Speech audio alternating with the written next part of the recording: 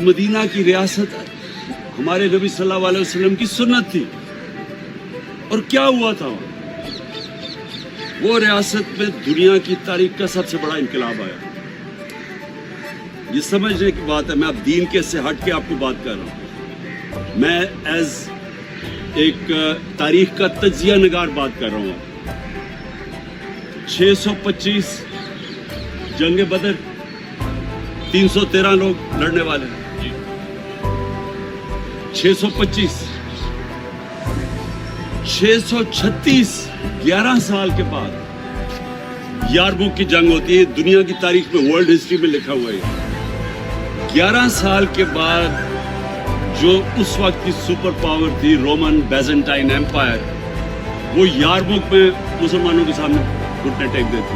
1 लाख होती है उनकी लड़ने वाली फौज। तो 1 लाख फौज उनकी, तो 313 से ये पहुंच गए थे मेरे में 35,000 की। तो 35,000 के सामने सुपर पावर पहली गिरती है। और अगले साल कुदसिया में जो दूसरी सुपर पावर है वो उनके सामने गिर जाती है। 11 और 12 सालों के अंदर 2 सुपर पावर्स गिरती हैं। अब जरा ये सोचें कि वो क्या इनकलाब आया था। वही लोग थे, वही अरब थे जिनको कोई पूछता ही नहीं था।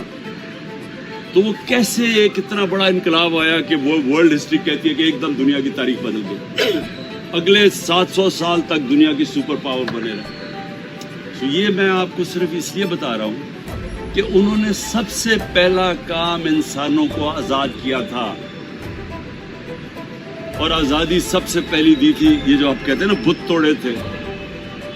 बुत जो तोड़े थे वो तो एक तो काबे में बुत तोड़े थे, वो दूसरे बुत भी तोड़ दिए थे कि हर इंसान कानून के सामने एक बराबर है।